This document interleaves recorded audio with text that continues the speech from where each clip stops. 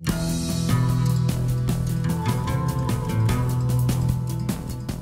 datang di podcast Rumah Aman episode 16. Nah, podcast Rumah Aman adalah podcast bersama pimpinan Lembaga Perlindungan Saksi dan Korban. Dengan tema kali ini adalah langkah baru perlindungan, telah hadir di tengah-tengah kita Bapak Wakil Ketua LPSK Bapak Mahyudin SHMH. Selamat datang Bapak di podcast Rumah Aman. Terima kasih atas undangannya. Bapak, kita sedikit cerita dulu ya Pak. Saya akan perkenalkan Bapak ke teman-teman di luar sana tentang Bapak. Jadi Pak Mahyudin ini adalah beliau kelahiran Bima, Nusa Tenggara Barat ya Pak ya? Betul ya. Beliau pernah menempuh pendidikan sarjana ilmu hukum, juga magister di hukum tata negara di Universitas Indonesia. Nah, sebelumnya beliau berprofesi sebagai advokat, juga beliau adalah dosen mata kuliah hukum tata negara di alma maternya Universitas Ibnu Khaldun juga. Beliau juga pernah menjadi anggota Bawaslu Provinsi DKI Jakarta. Kemudian juga telah melahirkan banyak sekali karya ilmiah yang diterbitkan dalam Law and Justice Journals berjudul Impact of Structure, Systematic and Massive Violation in General Election 2022. Juga beliau pernah menulis buku Sengketa Proses Pemilu, Sejarah, Perkembangan, dan Prakteknya yang diterbitkan oleh Pustaka Ilmu tahun 2021 ya Pak ya? Betul ya. Luar biasa sekali prestasi beliau. Nah ini di periode kali ini Bapak sebelumnya selamat datang di Lembaga Perlindungan Saksi dan Korban. Ya, terima kasih. Bapak pernah juga bekerja lama sebagai advokat, dosen yang bergelut di dunia hukum tata negara, hukum. Boleh nggak sih Pak diceritain gimana Bapak akhirnya memilih LPSK sebagai salah satu cita-cita dan harapan Bapak di dunia hukum? Ya, tentu ini kan jalan hidup lah ya dalam proses menjalani sebagai pimpinan LPSK saat ini. Memang di awal itu sudah ada barangkali tergambar dalam pikiran saya untuk menjadi pimpinan, karena dulu skripsi saya itu berkaitan dengan perlindungan saksi dan korban. Oh, berarti nyambung banget ya? Ya, sebelum lembaga ini atau undang-undang berkaitan dengan LPSK tahun 2006 betul, itu keluar, skripsi saya sudah ada lebih dulu tentang itu. Jadi ada gambaran, saya pikirkan ada suatu lembaga yang bisa melindungi saksi atau korban. Karena kalau lihat pelaku ini kan mulai dari penangkapan, penahanan sampai proses pemidanaan kan mereka dirawat dan diurus oleh negara lah. Betul, nah, sementara korban ini tidak diperlakukan yang sama. Maka dengan kehadiran LPSK kan tentu memberikan nilai keadilan bagi siapapun, khususnya saksi dan korban itu. Iya. Jadi ada lebih perhatian, jadi kayak lebih ada perhatian juga untuk korban, juga saksi ya. Selama ini mungkin korbannya kayak ya udah pelakunya dihukum sekian, tapi korbannya diapain gitu ya? Korban itu kan dia harus menanggung sendiri terhadap risiko tindak pidana, padahal bukan perbuatannya. Betul. Nah, negara pada saat itu kan belum hadir untuk memberikan perlindungan itu. Nah, sementara dengan adanya LPSK kita banyak hal yang bisa diberikan dalam pemenuhan hak, bantuan dan segala macam itu kan bisa diberikan oleh LPSK. Nah Pak, waktu jadi anggota Bawaslu nih Pak, terus kan Bapak di LPSK itu menjadi pimpinan dan setiap awal minggu itu pasti mengikuti sidang makalah pimpinan ya Pak. Apa sih Pak bedanya Pak kayak waktu dulu sama di sini untuk memutuskan suatu perkara? Ya, ada perbedaan yang sangat signifikan ya antara pelaksanaan tugas saya yang dulu di Bawaslu dan juga di LPSK. Kalau di Bawaslu kan hanya tertentu, itu pada saat pemilu saja. Dan itu pun juga sidangnya kan harus menghadirkan para pihak. Ada pihak pemohon, termohon, kalau di sengketa, kalau juga di pelanggaran administrasi itu ada pelapor dan terlapor. Jadi ada pihak lain yang terlibat. Nah, sementara di dalam sidang yang diselenggarakan di SMPL, sidang Mahkamah Pimpinan Lembaga Perlindungan Saksi dan Korban itu hanya terbatas pada teman-teman yang ada di dalam itu untuk kemudian mempresentasikan terhadap permohonan yang diajukan oleh pemohon ataupun berkaitan dengan perubahan perlindungan. Nah, apakah permohonan-permohonan itu telah memenuhi syarat, kemudian telah memenuhi formil dan material, dan kemudian itu diputus, atau ada perubahan-perubahan layanan yang terjadi setelah permohonan mereka diterima. Jadi ada perbedaan yang sangat jauh sih sebetulnya. Tetapi kalau bicara tentang hal lain tentang keadilannya, ini kan lebih luas. Kalau bicara di LPSK tentang keadilannya sangat luas. Kalau di pengawas pemilu dulu kan hanya terbatas pada soal pemilu saja. Baik Pak, kalau menurut Bapak pribadi nih, gimana sih Pak LPSK itu bisa berperan strategis untuk penegakan hukum? Ya, saya kira kehadiran LPSK ini kan dalam melakukan penyempurnaan terhadap criminal justice system kita yang ada. Karena kita tahu ada kekurangan-kekurangan yang terjadi. Nah, di dalam tindak pidana ini kan yang paling penting pembuktiannya adalah saksi atau korban itu. Keterangan mereka itu yang menjadi acuan bagi hakim. Nah, ketika keterangan mereka ini tidak valid, tidak sesuai dengan apa yang mereka lihat, mereka rasakan, dan mereka alami, maka hakim juga akan ragu untuk memberikan putusan. Maka dengan kehadiran LPSK untuk memberikan jaminan dan perlindungan termasuk rasa aman, yang menjadi inti kan memberikan mereka rasa aman. Nah, ketika mereka sudah merasakan aman, keterangan yang mereka berikan itu adalah keterangan yang sesuai dengan apa yang mereka lihat, mereka dengar, dan mereka rasakan, sehingga akan menentukan bagi hakim di dalam memutus suatu perkara. Kita tidak inginkan karena apa keterangan yang disampaikan oleh saksi dan korban itu tidak sesuai dengan kenyataan, kemudian mendapatkan keringanan bagi pelaku. Karena ada asas yang kita sering kenal dengan in debio pro reo itu, di mana hakim itu harus memberikan putusan yang meringankan bagi terdakwa ketika dia ragu terhadap kesalahan-kesalahan yang dilakukan oleh terdakwa. Nah, keraguan itu kan akibat informasi dan keterangan atau kesaksian yang diberikan yang tidak sesuai dengan kenyataan yang ada. Kayak maka dengan adanya itu kan gitu. Ya bisa saja itu seperti itu. Ya, orang kan kalau mendengar ancaman atau mendengarkan tekanan, intimidasi, orang kan takut tentang keselamatannya. Tetapi di sini kan sudah ada semua bentuk perlindungan juga banyak yang bisa diperoleh oleh mereka dan bisa kita berikan gitu. Dengan jaminan saksinya itu jelas, jujur, terus nggak pelin-pelan gitu ya. Harus memberikan keterangan sesuai dengan apa yang mereka lihat, mereka dengar, dan mereka alami. Sehingga di situ kan kita bisa memberikan perlindungan fisik gitu loh, pengamanan dalam persidangan dan seterusnya. Dan mereka juga kan bisa berkonsultasi dan berbicara dengan kami tentang apa yang dia rasakan, sehingga kita bisa memberikan apa sih yang cocok untuk si terlindung itu diberikan perlindungan. Itu berarti menjadi dinamika yang setiap awal minggu Bapak dan Ibu pimpinan tuh rasakan ya? Iya betul, karena itu kan harus kami cross check ya dengan teman-teman yang ada di lapangan tentang bagaimana perkembangan penanganan mereka, misalnya di rumah aman, kemudian bagaimana perlindungan melekat segala macam, itu kan mempengaruhi terhadap kebijakan kita, terhadap perubahan layanan yang akan kita berikan pada terlindung. Nah, ini udah sampai bulan Juni aja Pak tercatat udah sampai 3.000 sekian, baru setengah tahun tuh baru Pak. Setengah tahun ya. Gimana tuh Pak untuk menyelesaikan ya, maksudnya bukan menyelesaikan tapi lebih kayak tantangan-tantangan dalam memilah dan mengurasi kasus-kasus mana, karena kan kita tahu ya Pak, yang namanya setiap orang yang menjadi korban itu pasti dia ingin dilindungi, dipulihkan. Terus kalau mereka tahu ada LPSK, pasti mereka akan mengakses ke semua kontak yang ada di LPSK gitu kan, dan semuanya pasti berharap untuk mendapatkan perlindungan dan pemulihan. Gimana tuh Pak challenging-nya?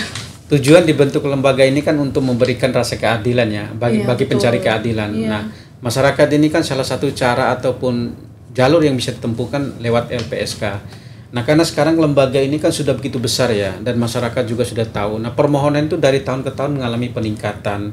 Jumlahnya juga tidak tanggung-tanggung kalau dibandingkan dengan 2-3 tahun sebelumnya, itu peningkatan secara signifikan. Nah, apalagi di pertengahan tahun ini udah sekian banyak yang sudah kita selesaikan. Ini kan dituntut bagi kita bahwa bagaimana melakukan penelaan permohonan itu. Itu kan sebagai pintu awal kita untuk menentukan apakah permohonan itu memenuhi syarat atau tidak. Nah, penelaan ini kan berkaitan dengan dokumen-dokumen keterpenuhan syarat formil dan material yang harus dipenuhi oleh para pemohon yang kemudian menjadi terlindung nanti kalaupun permohonannya diterima. Nah, dengan jumlah yang banyak ini kan tentu akan menuntut bagi kami sebagai pimpinan untuk memproses secara cepat.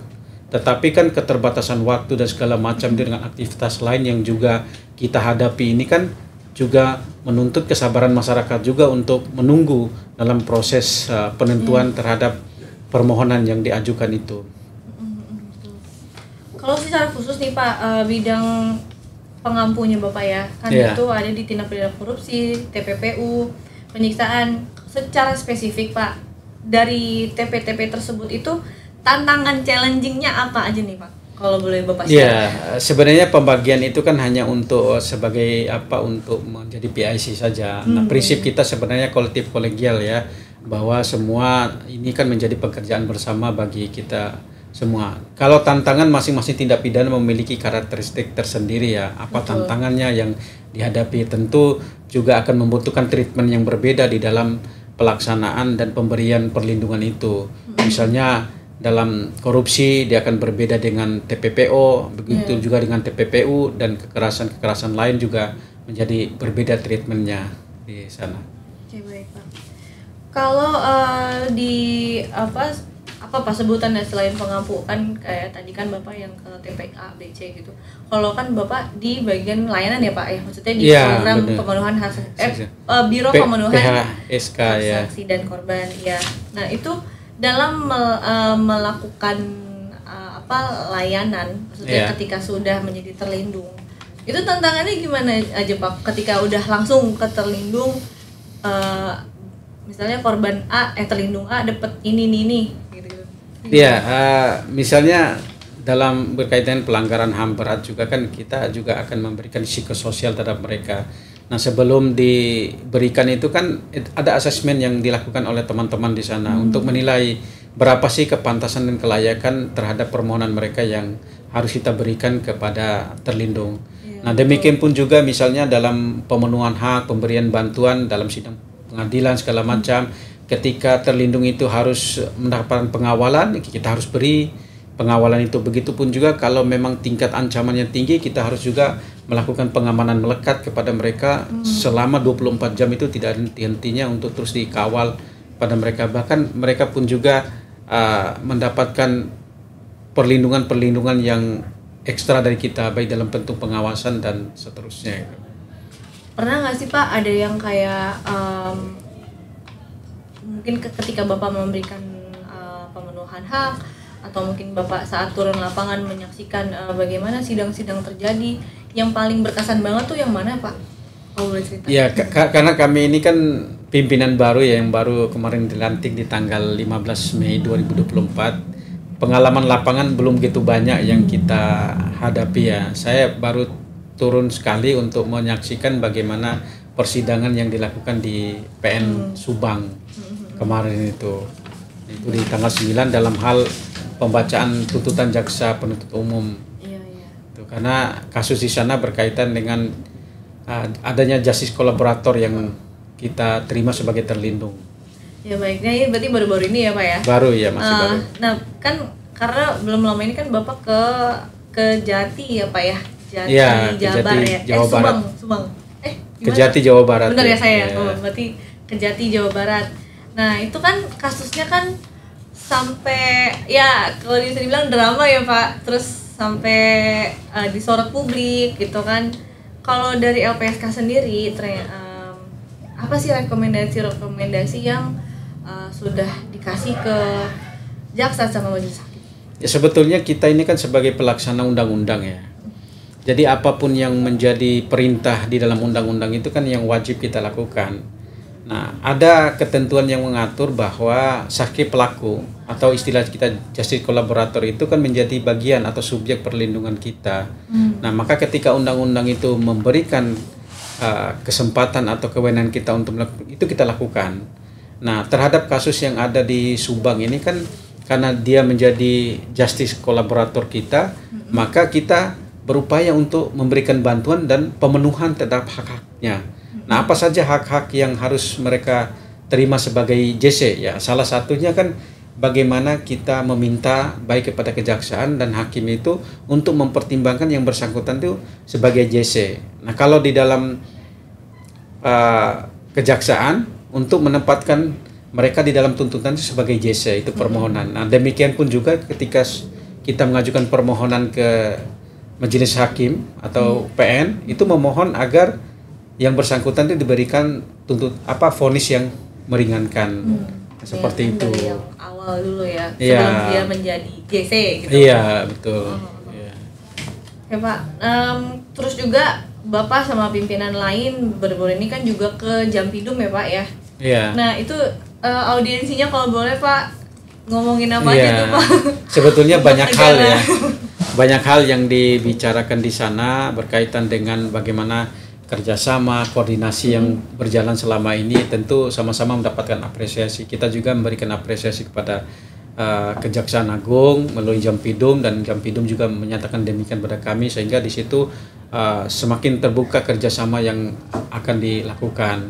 Nah, bahkan kami pun juga membicarakan berbagai tindak pidana yang ada, baik korupsi, TPPO, terorisme, dan semua tindak pidana itu dibicarakan, dan bahkan ada keinginan untuk membangun suatu hubungan yang baik ke depan di dalam penanganan ini. Karena kita lihat di lapangan juga sangat bagus koordinasi dan komunikasi di antara kami sebagai LPSK dengan kejaksaan. Kita berharap ini kan juga bisa tetap dipertahankan, dan juga lembaga-lembaga atau aparat penegak hukum lain juga bisa dilakukan secara bersamaan dalam upaya untuk mencari keadilan.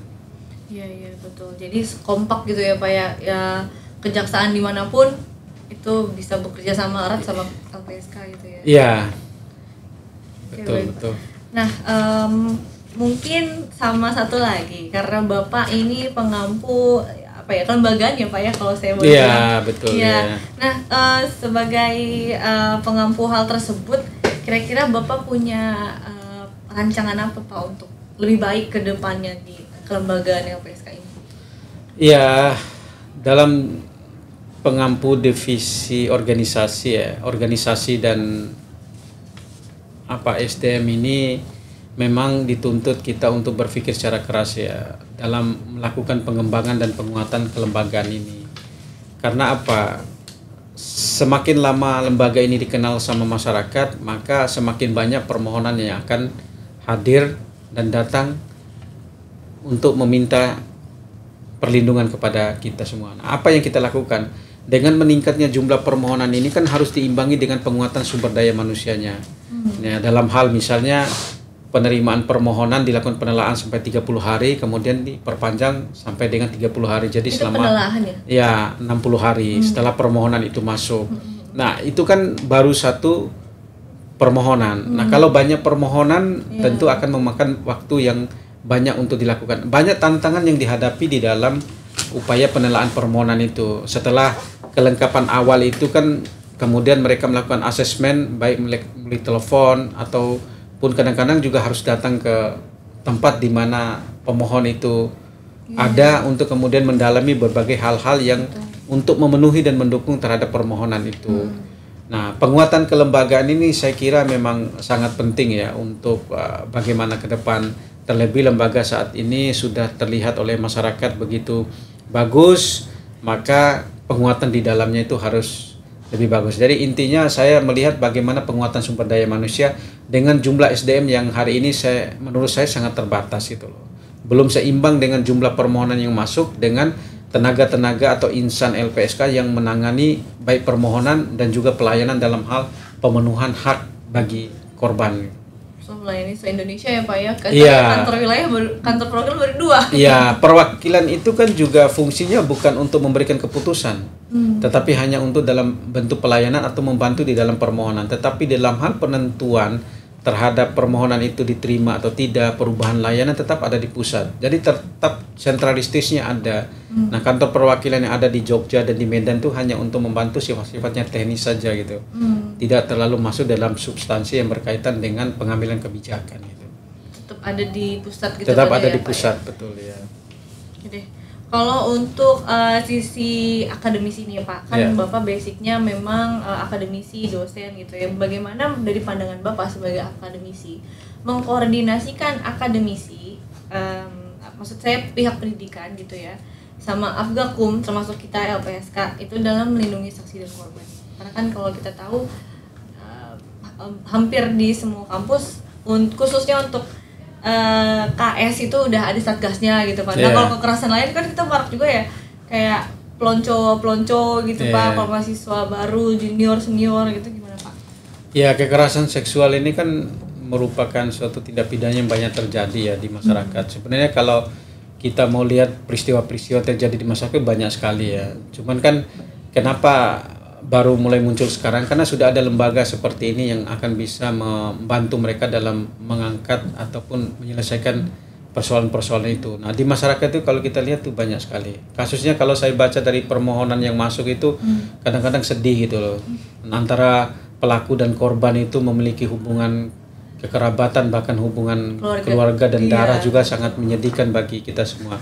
Nah, bagaimana strategi kita dengan lingkungan kampus? Tentu dengan adanya satgas yang dibentuk di setiap kampus itu kan untuk membantu sebetulnya, untuk memberikan informasi kepada kita sebagai LPSK untuk bisa segera menyelesaikan kasus-kasus yang ada. Dan ini pun juga sebagai bentuk penguatan atau peringatan bagi insan-insan yang ada di sana, tidak boleh melakukan kekerasan seksual, sekarang ada satgasnya di situ. Nah, sebetulnya ini juga menguntungkan bagi kita juga LPSK itu sebagai tindakan preventif gitu dengan adanya mereka di sana itu. Nah, dengan APH juga sama, kita tetap berkoordinasi, melakukan komunikasi terhadap hal-hal tertentu yang perlu kita komunikasikan, kita akan komunikasikan.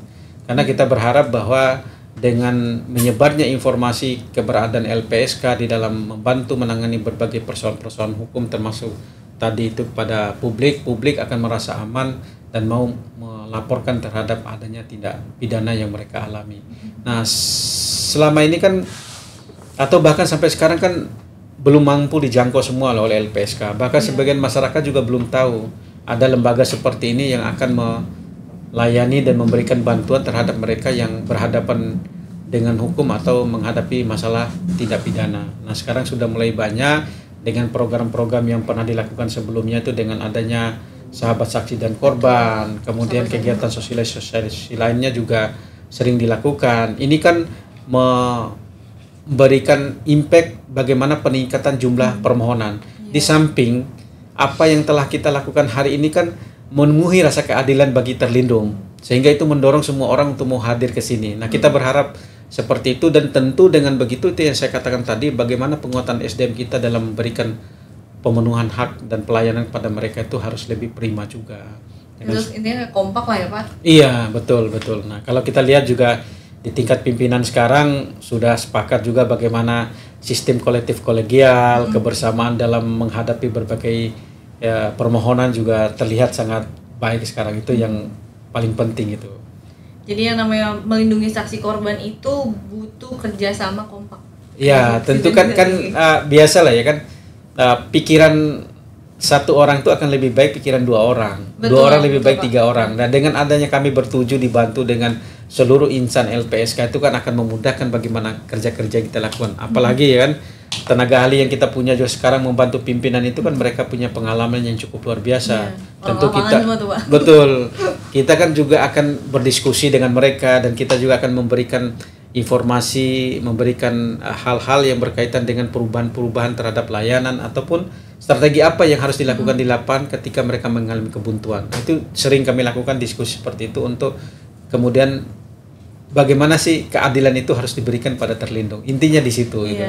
Pelindungan saksi dan korban tindak pidana itu merupakan pekerjaan dan tanggung jawab bersama ya, berarti ya Pak. Iya, betul. Nggak bisa untuk ini tanggung jawabnya polisi aja gitu. Nggak bisa, harus juga.